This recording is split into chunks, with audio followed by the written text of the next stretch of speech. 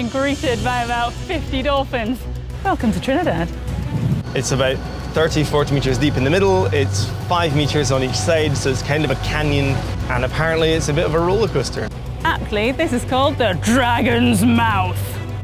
So yeah, it's been nice knowing you. I feel like it's a sign. The islands don't want us to go this way. We saw the Coastguard waiting for us. About these Red Seas. Red Seas, yeah, that's it. 1 o'clock I got woken up to a very loud noise. Turned out Indy got into a bit of a fight last night.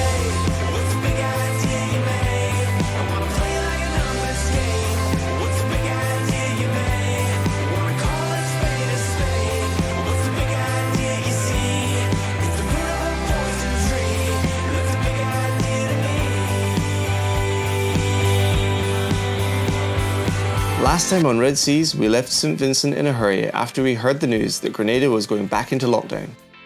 We changed our plans for our haul out and decided to sail right past Grenada and head south to Trinidad. It was really difficult to miss out on the beauty of the Grenadines yet again, but we will be back to take it all in another time. And our sadness soon turned to excitement as we pulled in a fish on our handrail. Whoa! Tuna! Big tuna! Oh, like a big tuna. As the sun set, we started making plans for the most dangerous part of our passage. Heading towards Venezuela under the cover of darkness and hoping that the sea state would discourage any potential pirates from paying us a visit. It's about 10 p.m. now, and I just had my first pirate scare of the night. I'm sure it won't be the last. It's always quite a relief when the sun comes up, and last night was a mission. So we passed through the 2 oil rigs. There was a whole ton of boat traffic around, which was actually quite comforting because, well, A, the sea state was so awful that I just figured, what pirate is going to go out in that? And B, there were so many boats around. If somebody had come close to us, there was just loads of people there that we could have spoken to, reached out over VHF, and were right there. So it was all fine. I was worried that we were going to have to end up motoring because the winds were just going to die completely, but actually we had about 30 to 35 knots the whole way, and we were just steaming along at 7, 8, 9 knots through the water with a couple of knots of current as well. So we were doing everything we could to slow us down. But now the wind has died a little bit, so we're just kind of pootling along. We are approaching the north coast of Trinidad, and we're just trying to take our time before we need to do the tricky bit at the end. We can't arrive too early because we get charged overtime if we arrive before 9 o'clock. So we'll furl sail soon and just motor through this tight cut, through a bunch of reefs, and then hopefully there'll be a mooring ball waiting for us. Welcome to Trinidad.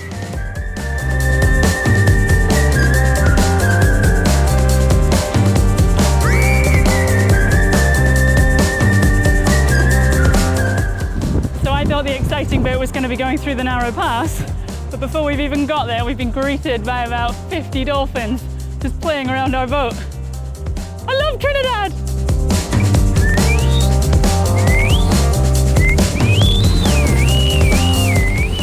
They're really huge.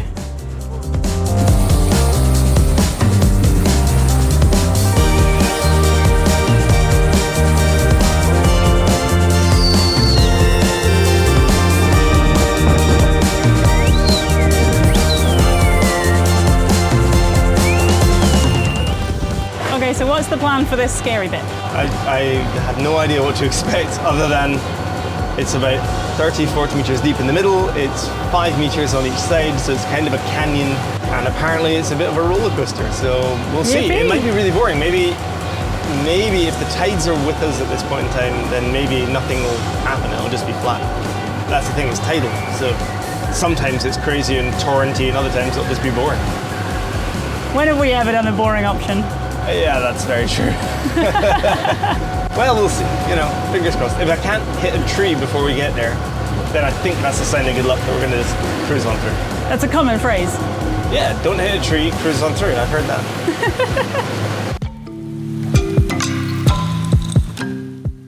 Aptly, this is called the Dragon's Mouth. So yeah, my nerves are kind of up there. I'm fairly convinced that we're just going to get eaten and sucked under and never seen again. It's been nice knowing you.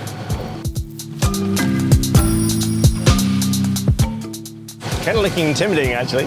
However, The hardest part of this so far has been we are actually moving Indy at 5.5 knots through the water, and yet we're only making 3 knots of headway because all the water that's over the other side of the dragon's mouth wants to come out. So we're fighting against, we're fighting upstream. That's what we're doing.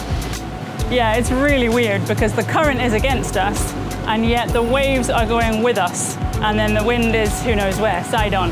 So yeah, nothing is working together here. I feel like it's a sign. The islands don't want us to go this way. It's getting weird, right? It's really odd. We're being surfed in against the current that's coming out, and now we've got some breaking water ahead of us. And I've been promised that it isn't shallow land that we're about to hit. There's no island under there that we're going to smack into. It absolutely looks like it though. It does. It really does. Oh my goodness, this is terrifying. This just doesn't feel right. To think everyone's playing a prank on us and we're about to just run aground again. Ah, here we go! The water is running. Check it out over here. Oh my word. Now they're coming across us. This is so strange. It's quite sort of on the head of a pin. You make a tiny adjustment, the boat just wants to turn off and hit land. Oh my goodness. It's kind of like Indy just wants to steer herself through, and she's like... I think Indy wants to turn around and go back. That's maybe the wise course of action, no, although now on. we're in, I definitely wouldn't want to turn around in here. No way. Even the water itself is actually darker here. That bit more menacing. And then you see a boat going through a different one and you think, oh, is that what we're meant to have done? Oh my goodness! Almost Just the last there. little bit to go, but whoa. But the breakers look intimidating. Yeah, they're chasing us in now. I think that's the dragon's mouth. Woohoo! Nipping at our heels. And then just like that, the rapids kind of stop and it goes back to the weird, smooth, bumpy waves pushing us along. Or fighting against us. I can't remember what's happening anymore. And we're maybe halfway through. Definitely committed.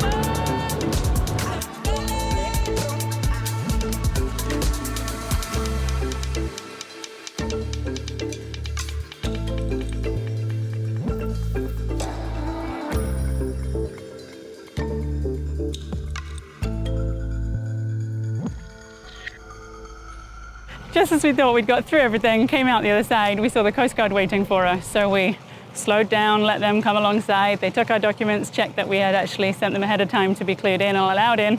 And then they came on board, had a look around all of our, in every cupboard to check that, I don't know, we didn't have any stowaways or anything. And then they noticed that we were wearing these microphones and they were asking about them.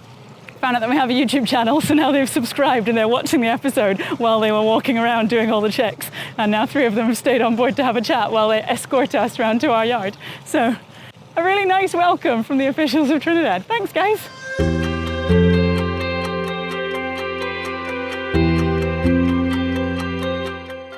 Thank you very much. What's the name of this YouTube channel? Red Seas. Red Seas, yeah, that's it. YouTube.com/Red Seas. Very good. Now we're going to sign to you the forward one. There we go, sir. Thank you so much. Thank you all so much. Appreciate it. Yo, stay. We did it. We did it. We're in Trinidad. Actually did it. We are. We're in Trinidad. We've had the very official welcome from the Coastguard, who did indeed shadow us in. They did. It was a lot closer than I was expecting because there was 3 of them on the boat. They were so friendly though. It was actually a really nice way to be welcomed into the country. It didn't feel like a kind of, you've got to get past us to be allowed in, which is totally what it was. No. But it was one of those things where you were chatting away to them and then they're like, and have you got any guns on board? And I was like, only the one you're wearing. So yeah, no, it's nice. And they were very quick to say if there's any questions and if you've got any problems, just head straight to the Coastguard base. They hit you up for your phone number. They did, yeah. And I think they may even subscribe, which is lovely. It was so funny that they were watching the episode, one of our episodes from season 1, as they were walking around the boat. So I just heard myself talking and I was like, what is that? Oh, it's you. It was so confusing. Trying to have a conversation about, what's in this cabin while you're hearing the intro music from the episode. Anyway, it's all good fun. But we are now here, we're on the mooring ball for the next couple of days, and then we have to haul out. Yeah, the real work begins. Can I go to bed first? Yes, please. Bedtime.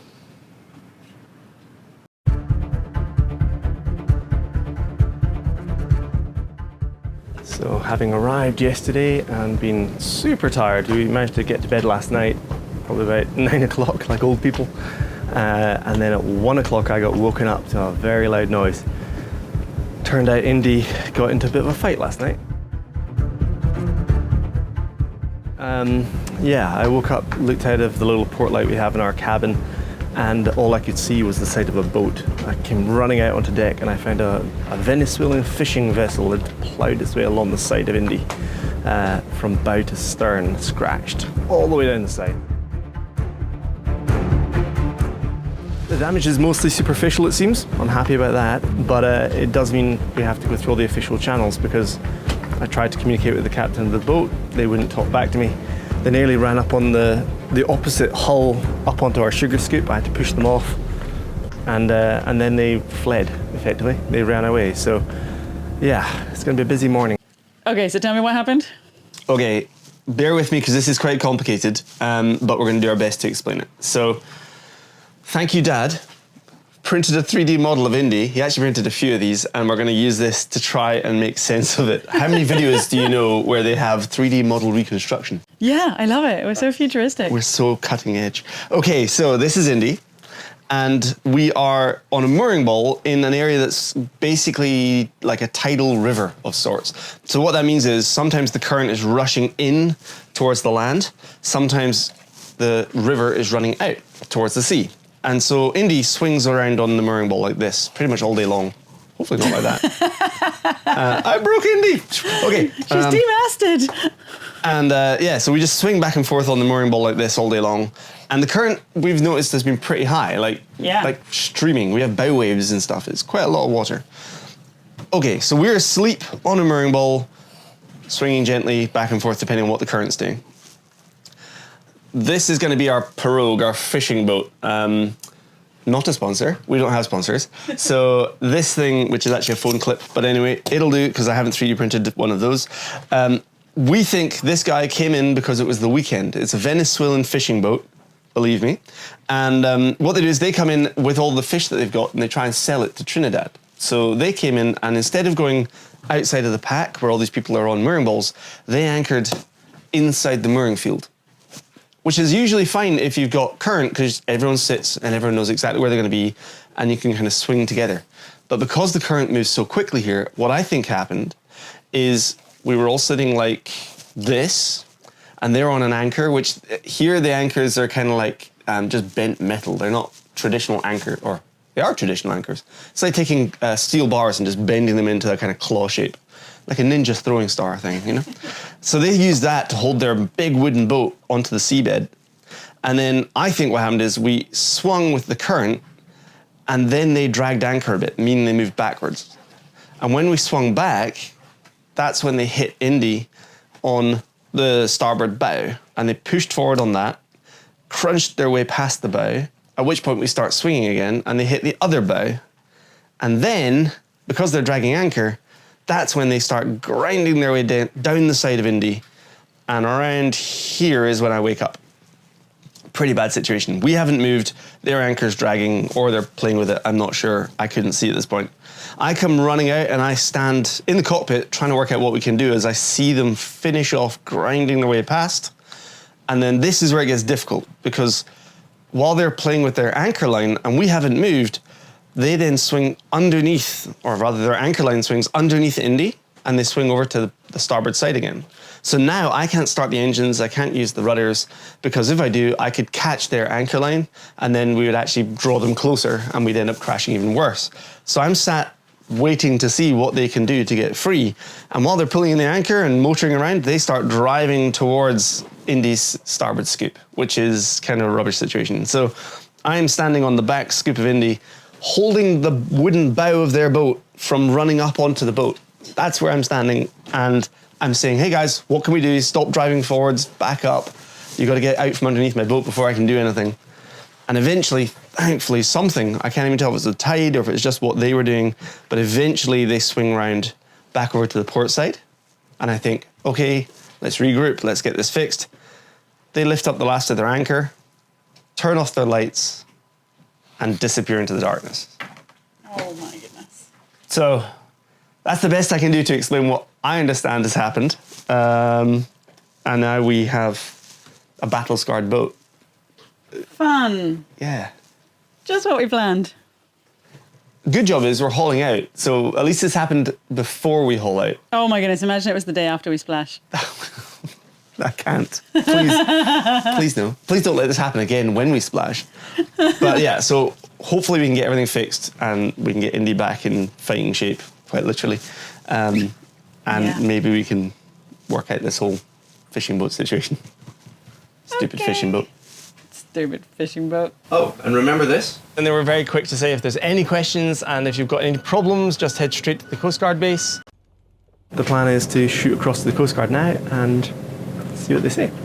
Well, those guys were incredibly helpful. Turns out that the Coastguard, and they're quite right, the Coastguard managed the coast, but they managed the borders basically. And they would be in charge of chasing down any boats that were trying to evade the law, that kind of thing.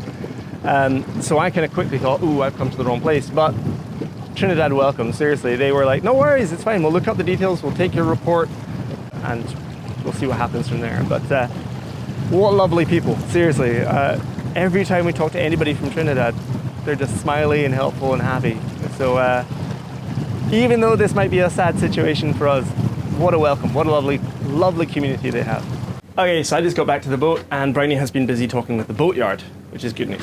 Yes, they have been extremely helpful. So they phoned, I don't know, Marine Services something or other, who said we need to make a police report. Yep. And so Celicia in the office has said she will take us to the police station.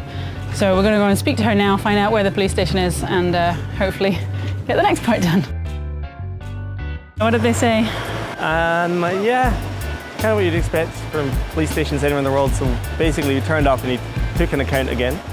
And then I think his boss came in and basically said, why are you bothering being here? Which is weird. So yeah, I think probably what we've got, we now have a receipt showing that we've reported the incident. Yeah. We took some details. I suspect they're going to do nothing about it. It's just for us to be able to try and do something with insurance. They said they might send an officer to look at the boat. So it's actually a little bit worse than I thought. It looks like they must have hit us, I can't work it out, they hit us on our starboard bow. They've scuffed that. They've then backed up or turned around. And then they've hit us on our port bow and then scraped all the way down the side of the boat. So, absolute mess.